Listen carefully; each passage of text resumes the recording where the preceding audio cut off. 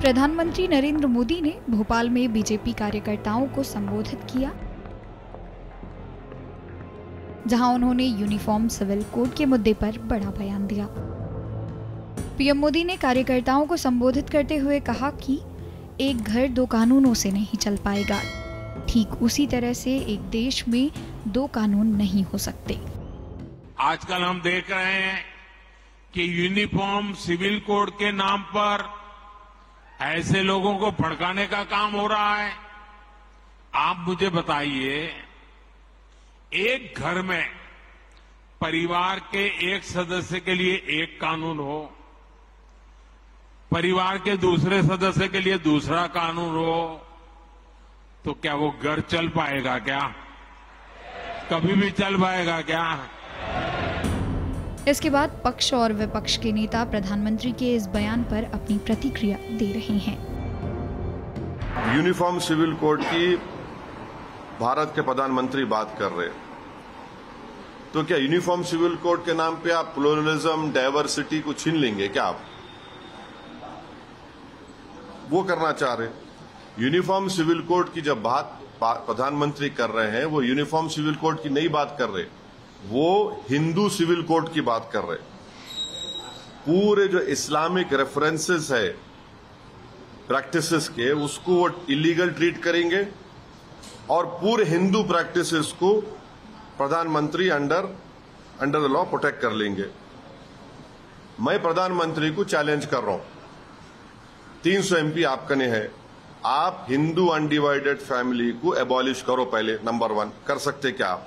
एक घर में 2 लोग नहीं रह रहा है, कई लोग रह रहे हैं। इस देश में हर थोड़ी दूर पे भाषा बदल जाती है। कल आप कहोगे एक ही भाषा बोलो, हर जगह भाषा बदल जाती है। परंपरागत लिबास बदल जाता है। कल आप ये कहोगे कि हर जगह एक जैसा लिबास होगा, ऐसा थोड़ी है। भारत देश एक मूल ढांचा है जो दुनिया में जाना जाता है। ऐसे ही थोड़ी ना बाबा साहब ने उसको बना के दिया। कहाँ कोई गलतफहमी फैला रहा है? किसी ने तो कोई गलतफहमी फैलाई नहीं है।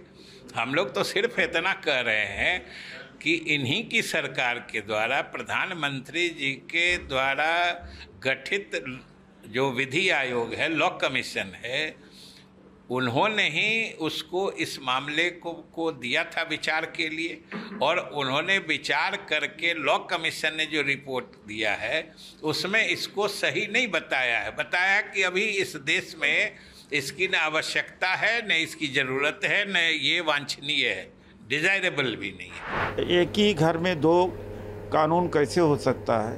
तो प्रधानमंत्री जी से मैं पूछना चाहता हूं कि उसी अहमदाबाद में हालत ये है कि जिस सोसाइटी में सवर्ण है वहाँ दलित अपना फ्लैट नहीं रख सकता है। आज मैं आभार करूंगा अपने देश के यशस्वी प्रधानमंत्री आदरणीय मोदी जी का, क्योंकि जिस तरह से उन्होंने आज अपने उद्बोधन में खास करके हमारे पिछड़े मुसलमानों की बात को उठाया है। ये तो काम उनका था जिन्होंने वोट बैंक बनाकर रखा था, जो आते थे और आकर खजूर खाकर चले जाया करते थे रोजा अफ्तार पार्टियों में। उनको आज आईना दिखाने का काम किया है आदरणीय मोदी जी ने कि आपने इनके सर पर छत देने का काम नहीं किया, इनके तन पर कपड़े देने का काम नहीं किया, इनके हाथ में कलम देने का काम नहीं किया, इनको रोजगार देने का काम नहीं किया। आज देश के यशस्वी प्रधानमंत्री आदरणीय मोदी जी ने साफ कर दिया है कि हम सबका साथ सबका विकास जो कहते हैं, यही मूल मंत्र हमारा है और इसको लेकर हम साथ चले हैं और सबको साथ लेकर चले हैं। और पिछड़े दबे कुचले मुसलमानों को, खास करके उन्होंने पसमानदा मुसलमानों की बात की, जो पिछड़े मुसलमान हैं उनको कभी भी आगे आने का मौका नहीं मिला, ना उनको शिक्षा के तौर पर आगे शिक्षा दी गई और ना ही उनको रोजगार दिया गया। उनको सिर्फ वोट बैंक बनाकर रखा गया, बंधुआ मजदूर की तरह रखा है विपक्षी पार्टियों ने, खासकर कांग्रेस, सपा, बसपा और तृणमूल कांग्रेस जैसी पार्टियों ने। तो उनको एक आईना दिखाने का काम किया है कि भारतीय जनता पार्टी आदरणीय मोदी जी के नेतृत्व में आज सबसे ज्यादा संपन्न अगर हुआ है पिछड़ा मुसलमान, तो हमारी सरकार में उनको संपन्न करने का काम आदरणीय मोदी जी ने किया है। प्रधानमंत्री जी का ये चुनावी भाषण है। पिछले 5 वर्षों में एक बार भी उन्होंने राजनीतिक दलों को बुला करके, स्टेक होल्डर्स को बुला करके कभी इस पर चर्चा नहीं की। आपको लगता है कि यूसीसी को लेकर एक बहुत बड़ा चुनावी मुद्दा बनने जा रहा है आगामी चुनाव में? ये ऐसा विषय है जिस पर सभी राजनीतिक दलों को, सभी स्टेक होल्डर्स को एंगेज करना चाहिए, वरना ये चुनावी प्रक्रिया का एक शगुफा बन के रह जाएगा। नमस्कार, मैं हूं मानक गुप्ता।